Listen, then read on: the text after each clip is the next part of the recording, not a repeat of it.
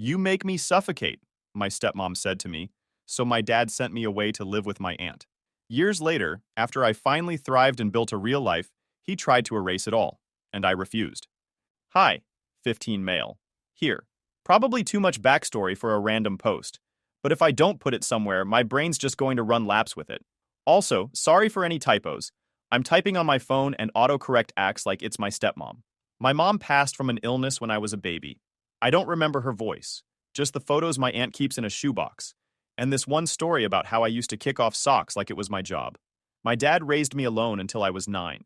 He's the kind of guy who talks like he's in a meeting even when he's just asking you to pass the salt. Small coastal town, postcard views, seagulls that do not respect personal space. He worked a lot, which I understood even as a kid, but a lot of the time it felt like I was background noise to his schedule. When I was 9, he got married. She, stepmom, came with a big smile and energy like a brand new planner. You know the type. Everything has a label, and somehow you're also a task to check off. At first, I tried super hard. I cleaned the kitchen without being asked. I laughed at jokes that had dust on them. I pretended not to notice when she rearranged my stuff to make it easier. They were happy, and I wanted to be a good team player. Then she got pregnant, which I was actually excited about because, baby, tiny socks, tiny hats, tiny chaos, all good things. That's when the apartment apparently couldn't fit all of us. It's a small place near the marina. 2 bedrooms, 1 bathroom, and a back patio that gets morning sun for like 19 minutes and then nothing. I get that space is space. I also get that there's a difference between we're tight on room and you're the piece that doesn't fit. I didn't have the words for that then. I just heard things through the thin hallway at night. Stuff like fresh start and routine and what's best for everyone. I wasn't supposed to hear, obviously, but houses carry voices, especially ours. One afternoon, while she was making it easier in my room, she paused, looked straight at me, and said, soft but sharp, "You make me suffocate." At 10, Dad said I'd live with my aunt for stability. It sounded temporary. He talked logistics. He didn't say he'd miss me. My aunt met me with water, food, and calm. She gave me the bigger room without a speech. Practical love. Paperwork was already done.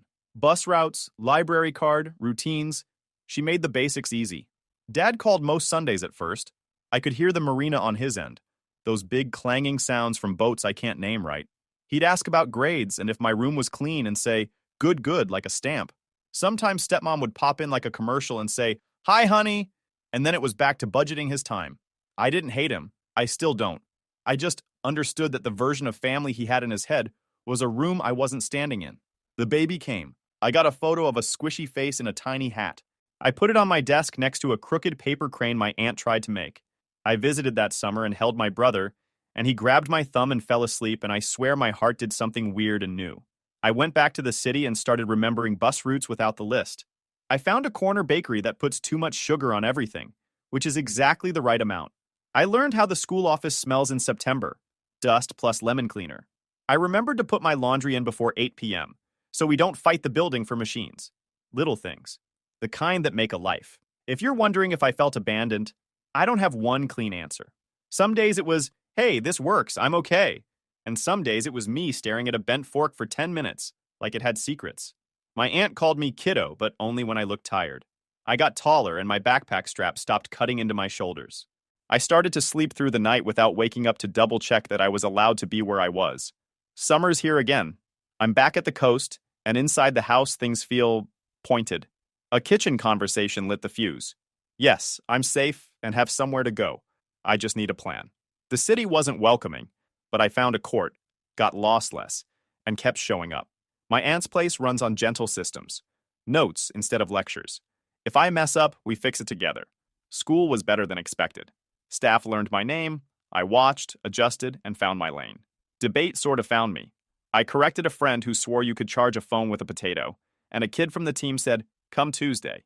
I went for the free cookies and stayed because my brain likes timers and rules more than I thought. First practice, I talked so fast I sounded like a radio scanning channels. Second practice, I remembered to breathe. Coach said I had good flow, and I pretended that didn't make me grin like an idiot.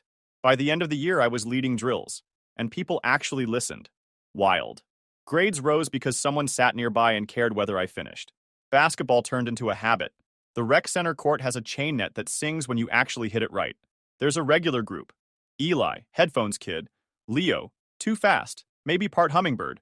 Two taller dudes who block like it's a sport by itself, and Mr. Elias who never plays but always shows up with a pump and advice.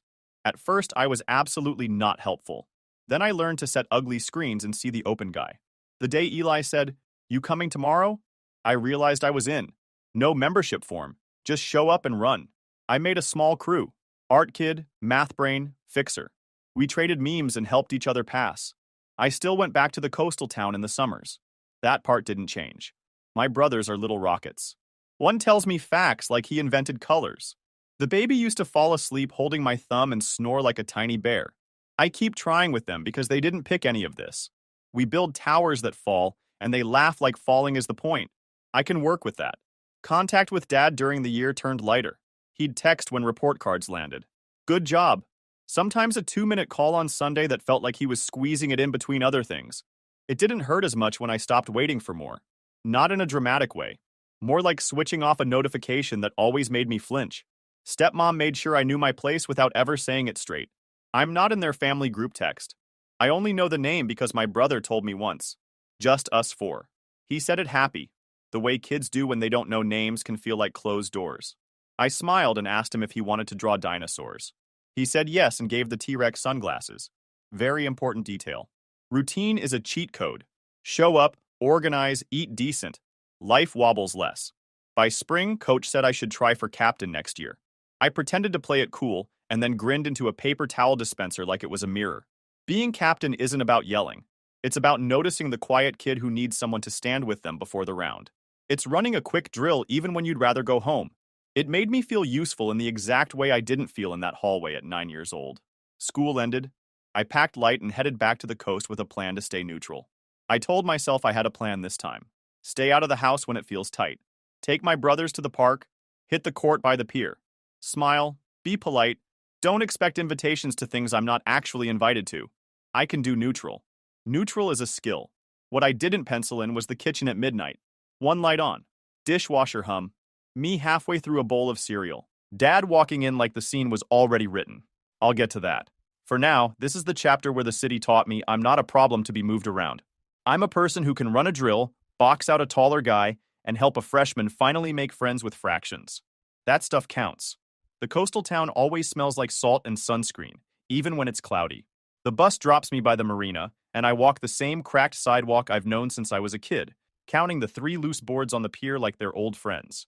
From the outside, our place looks the same. Blue trim that needs paint, wind chimes that hate silence. Inside, it's different in ways that say more than anyone will. My old room is storage now, not secretly. Open the door, get walloped by a stack of plastic totes, kind of obvious. Labels in my stepmom's neat handwriting. XM as, baby clothes, random chargers. Which is funny because I counted 3 phones in there I've never seen before. There's no bed. There's a fold-out in the den that squeaks every time you breathe too hard. Dad says, temporary, like it's a magic word that stretches over 5 summers. The kitchen is a showroom. Polite smile, strict system. Help is in the way. Absence is not trying. The boys are good. Little rockets. The older one, he's 5, explains everything like he's the boss of facts. Red. Also red. Blue. Don't eat blue. The baby, not a baby but follows me around like a duckling and thinks I'm hilarious when I miss a Lego piece by an inch. We build a tower, it falls. They laugh like falling is the whole point. I don't correct them. Day 2, I offer to take them to the arcade on Main Street. $10 in quarters goes a long way when your aim is chaos and tickets. We win a plastic spider with one bent leg, and they act like it's treasure. On the way back, older one leans in and says, almost whispering, Mom says don't bother you too much, because you like your own space. He says it like he's proud he remembered the rule. I nod and say, I like you. He nods back, serious, like we signed a contract. I clean, run, find the pier court. I keep out of the way and in motion. Aunt checks in every night. You okay? I type fine and send a photo of the ocean because it's easier than typing feelings. She says, eat fruit, and I send a cherry emoji, and she replies with a thumbs up like we're doing a tiny secret handshake.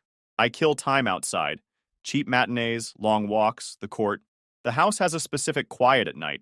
It's not peace, it's waiting. The wind chimes argue with the air. The dishwasher hums. The fold-out announces every time I turn. I read the same paragraph 3 times because my brain keeps replaying every small moment I tried and watched it get classified as extra. It's not dramatic, it's arithmetic. Add enough tiny subtracts, you end up with negative. On the third night, I get up for cereal. Midnight kitchen, one light on. The counter has a sticky ring from a glass nobody wiped. I know which cabinet squeaks, so I lift it a certain way. I stand there, spoon in my mouth, thinking about the court behind the pier and if I can fix my left-hand layup by next week. I'm halfway through the bowl when I hear footsteps. Dad walks in like the scene is already scripted. He doesn't say hi. He pulls out a chair and sits across from me like we're at a meeting. I put the spoon down. The dishwasher clicks into the rinse cycle. Everything feels colder even though the air didn't change. That's where the talk starts, and where this chapter stops. Dad sits like the chair owes him money, and the table is a form he has to sign. He folds his hands, looks at my cereal like it's a schedule problem, then looks at me. I've been thinking, he says, which usually means he already decided. Junior year is around the corner. Senior year after that. It doesn't make sense for you to keep bouncing between places. We're going to keep you here. You'll finish the last 2 years at home. There's a solid online program. Flexible. You can do coursework from here. Be with the family. Help with the boys. It'll be better for everyone. Stability. There it is again. Stability. I put the spoon down so I don't snap it. Online? I ask slow. As in, not my school. Not Aunt's city. That we never includes me. I'll loop her in when the time is right, he says. No need to complicate this. Complicate this equals tell the person who actually takes me to the dentist. I try to keep my voice calm. I'm captain next year. Debate. I tutor. I've got a system there. I'm doing well. He calls them nice. Grades first, family first. Something in me snaps. That house never felt like mine, I say. He stiffens. Watch your tone. I know you work. I also know I'm not in the chat and my room is storage. He leans back, slow. You're being dramatic. Aunt's place wants me back. Here. I disappear. He steeples his fingers. He loves that move. You're 15, he says, calm in the way that sounds like a rule. You don't see the full picture. As your father, I have to make decisions you don't like. That's part of the job. He says enrollment is next week and he'll handle it. What about my brothers? I ask. Last attempt to meet him where he's pointing. I can still visit. I can still be around. I'm not saying never. I'm saying not like this. Not out of nowhere. It isn't out of nowhere, he says. We've been talking about this. We equals him and stepmom. Not me, not aunt, not the person doing the living. I stand up because sitting feels like agreeing. I can't talk right now, I say. I don't want to say something I can't take back. His eyes narrow just a touch, like I stepped out of the little dance he choreographed. Decision is made, he says. I wanted to tell you first, so you didn't hear it from someone else. We'll discuss details later. Tell you first is doing a lot of work there. I rinse the bowl even though the sink is empty, because I need to do something with my hands. Okay, I say, because arguing in a kitchen at midnight is a great way to wake 2 kids who deserve actual sleep. We'll talk later. He watches me like I just failed a quiz I didn't know I was taking. Good night, he says, and leaves. Quick pause, fellas. YouTube just dropped this new hype feature. If you're hooked on this story, smash that hype button. It tells YouTube this video deserves to blow up, and it keeps even crazier stories coming your way. Thanks so much for your support. All right, back to the drama. I stand there a second after he's gone, listening to the house breathe. The fold-out squeaks when I sit down. I stare at the ceiling and count cracks like they'll form a map out of here. I open notes and type 3 promises to myself. I won't yell, I'll say what matters, and I'll offer a plan instead of a tantrum. I get up, grab my phone again, and start typing to Dad. I'm sorry I got heated, I write. Can we schedule a call tomorrow afternoon? I want to explain why school with Aunt is better for me, and how I can still be part of things here. I have ideas. I keep the message tight, because if I write a novel, he'll skim, but I make sure the plan is clear. I propose weekly video calls at a set time so I'm not just a ghost voice, monthly in-person weekends during the school year, a longer winter break here, and a summer service trip we could plan together next year. So we actually do something side by side that isn't a lecture. I add my grades, the captain thing, and the tutoring, because those aren't just trophies. They're proof I'm not running from anything. I'm building something. My thumb hovers over send. I think about the boys asleep down the hall, one of them kicking off his blanket, the other drooling on a stuffed dinosaur. I think about Eli asking, "You coming tomorrow?" Like it's normal to assume I belong. I think about Mrs. Park and cake slices wrapped in foil. I think about my aunt's squeaky highlighter and the way she pretends not to hear me cry because the pretending is a kindness. I hit send. The message whooshes off like a paper airplane you hope doesn't immediately nosedive. I put the phone face down, turn off the lamp, and stare at the dark. The fold-out squeaks when I roll over. I tell myself to sleep. I tell myself to be calm tomorrow. I tell myself not to break in half just because someone else thinks gluing me into their picture makes it whole. In the morning, I'll take the boys to the park. I'll run by the pier.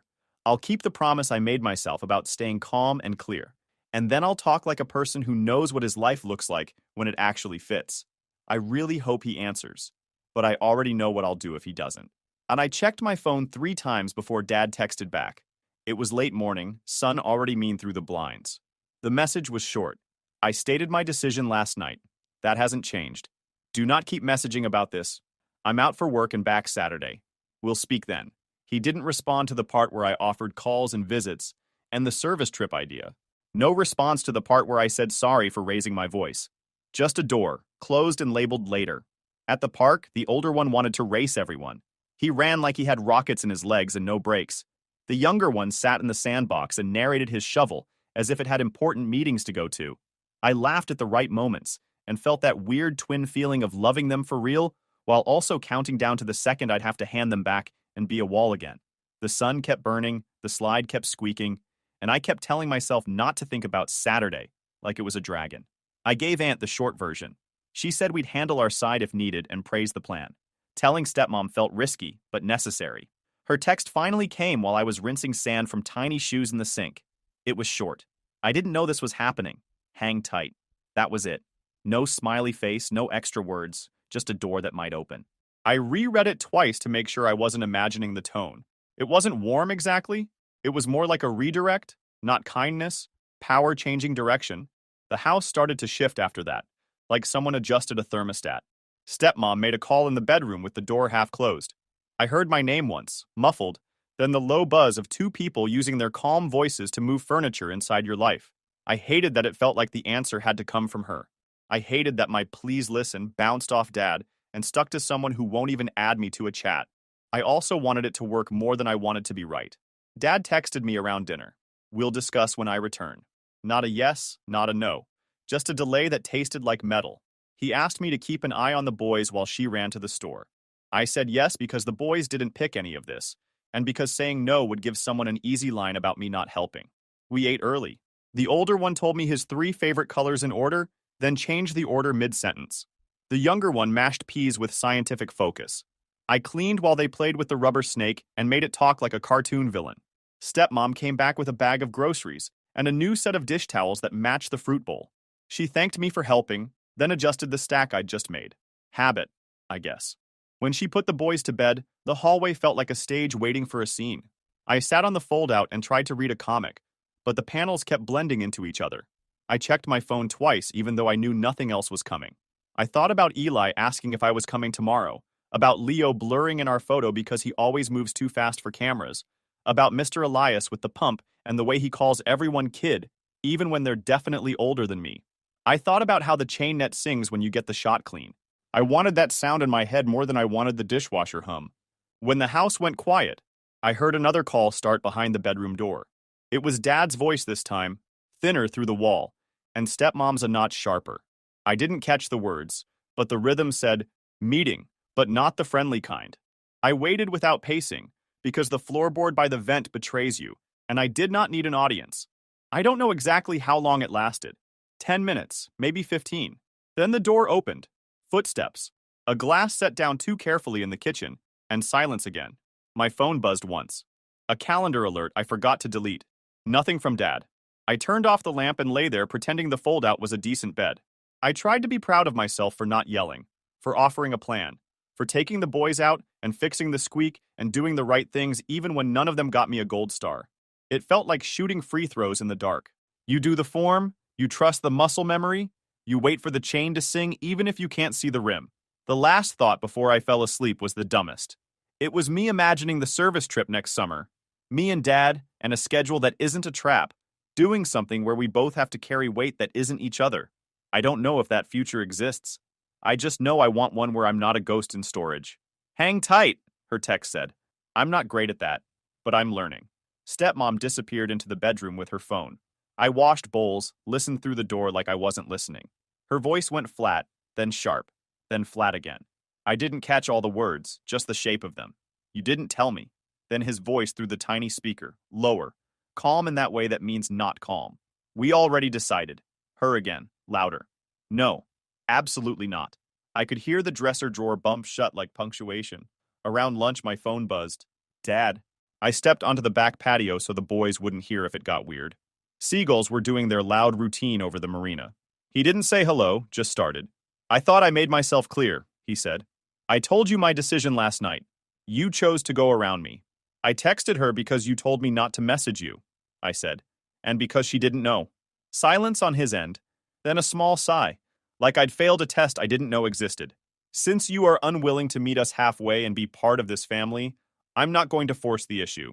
You can return to your aunts and to that school, but understand something. This is your choice. Live with the consequences. The word consequences hung there, like he'd put it on a hook. I didn't say anything for a second, because every version of "that's not what's happening" sounded like arguing with a wall. He filled the space first. We will revisit next year, he said. Do not involve other adults in this. I'll contact your aunt. I'm back Saturday. Until then, I don't want further messages about it. I repeat the plan. He ends the call. I stood there on the little patch of patio with the chipped tile and the spiderweb in the corner, and felt two things at once. Relief, like a window opening, and that old stupid ache like I'd just got told my seat was in the hallway again. Inside, the boys were building a tower with blocks that don't really match.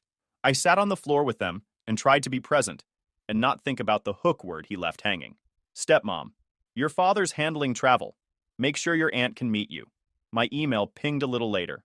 It was an itinerary forwarded from Aunt. Dad had sent it to her with one sentence. He'll be on this. Aunt added, I can pick you up, kiddo. Proud of how you handled things. I closed my eyes for a second at that last part because my whole body needed it. On the way back, the older one said, Are you staying forever? Like it was a riddle. I told him I was going back to school soon, and that I'd call on Sundays so we could show each other what we built that week. Towers or drawings or whatever counted as awesome. He thought about it and said, Okay, but you have to show me your tower first. Deal. Dinner was quiet except for the baby narrating peas again.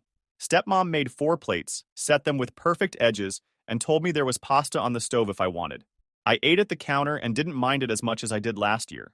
Not because it felt right, because I finally stopped pretending it was going to become something else if I stared hard enough. After, I washed all the dishes, left them in the rack, and didn't blink when she restacked them into her version of correct. Fine. Arrange the plates. I'm arranging my life. When the house went to sleep, I walked down to the pier. The court by the water had one light out, so one side looked like a badly lit stage, but the other hoop was good enough. A couple teens I'd run with before were there. One guy in work boots again. A kid in a hoodie who doesn't pass much but tries harder than anyone. You in? Someone asked. And I said yeah. And that was the whole interview. We ran until sweat made my shirt heavy, and the chain sang a few times, and I felt my lungs in a good way. Work boots slapped me 5 and said, Nice board, kid. It wasn't much, but it was not nothing. Back at the house, the fold-out squeaked like it had a sense of humor. I scrolled through my phone and found the awful blurry group photo from the last day in Aunt's City, where Leo jumped mid-shot like a ghost. I texted Eli a dumb joke about how the pier court needs a fundraiser for new lights. He sent back a photo from our rec center, bright and loud, and said, Tuesday? I thumbed yes before remembering I wouldn't be there by Tuesday. I typed, next week, I'll be back, and sent it before the feeling could fall apart. I thought about Dad's consequences word and tried to name one that actually belonged to me. The only ones that came up were the ones I picked on purpose. If I keep my life in the city steady, that means doing the work I said I'd do. If I say I'll call on Sundays, I call on Sundays. If I'm captain, I show up early and stay late, and help a nervous freshman figure out where to stand so their hands stop shaking. Those are consequences I can live with. The rest of it, being labeled ungrateful because I didn't sit where someone put me, that's not mine to carry. I fell asleep a different kind of tired, not smashed. More like someone turned a heavy switch and the room hummed in a better key. In the morning, I packed without overthinking it. Hoodie, 2 shirts, sketchbook, that same rubber ball I bounce when I think. The older one tried to sneak the rubber snake into my bag, and I let him, just to see if he'd laugh when I found it later. He did, and he made me promise to send a picture of the snake in my aunt's kitchen, like it had traveled the world. Stepmom says, text when you land. Same choreography as when I was 10. Aunt met me at the station like always, with water and a granola bar like I'd just run a race. I didn't realize how much I needed that until I saw her. She spotted the rubber snake sticking out of my backpack and raised an eyebrow. New roommate? I told her it had a job guarding the cereal. She nodded like, okay, as long as it pays rent. Her place feels like permission to breathe. Welcome home on the board. I actually unpack. The rubber snake guards the cereal. I send the boys a pic. Sunday call set. First shot bricks, second drops, chain clicks something back into place. Coach saw me in the hallway the next morning and did the quick nod he saves for people who show up. Captain meeting after school, he said, like we'd never paused. I told him I was in and meant it. Later, I checked the tutoring sign-up and 3 freshmen had written my name. One of them added PLZ help with 5 Zs. I'm not saying I'm a hero, but I printed fraction worksheets like a person with a plan. Talk about the coast? Not yet. She slides strawberries over anyway. I text Stepmom that I landed. Read receipt, no reply. Fine. The first captain meeting felt normal fast. We went over practice schedules, planned a beginner clinic, and made a list of easy wins. Remind everyone not to grip note cards like they're hanging off a cliff. Teach the new kids how to time roadmaps without sounding like robots. Set up a group chat that doesn't leave people out. I named it All of Us, which might be petty, but sometimes petty is just accurate. After school, I hit the court and actually boxed out someone taller, which is rare and satisfying. Eli said, okay, big body, and I told him to relax with the compliments. Leo tried a ridiculous reverse layup, missed, then did it again, because of course he did. On the way home, I stopped at the corner store and missed her. Choi told me the creamy ramen was back. I bought 2 and didn't even pretend it was for later. Dad called Sunday at 6, which surprised me enough that I had to pace once around the table before answering. He sounded like he was talking with his jaw tight. He asked if I was settled. I said yes. He asked about my classes. I told him the schedule. He told me to remember priorities. I said I would. We lasted 7 minutes without it turning into a debate. Then I asked if the boys could say hi next time. He said they were in the bath. I said okay. We hung up and I didn't feel like I'd been squeezed through a strainer. That's a win. I sent the boys a photo of the rubber snake helping with homework. The older one sent back a drawing of a skyscraper labeled My Tower with arrows and a stick figure on top that was definitely him. The younger one sent a picture of his foot. 10 out of 10, no notes. I'm steady, not fixed. He may say, revisit forever. I'll keep building the room that fits. Tomorrow, court, tutoring, captain stuff, rice. Boring, heroic, enough. If you read this far, thanks. I'm not asking for medals. I'm asking for the reminder I keep giving myself. You're not a guest in your own story. Write your name on the whiteboard. Hang the rubber snake on the fridge. Make the call on Sunday. And if someone tells you to live with consequences, choose the ones you can carry and set the rest down.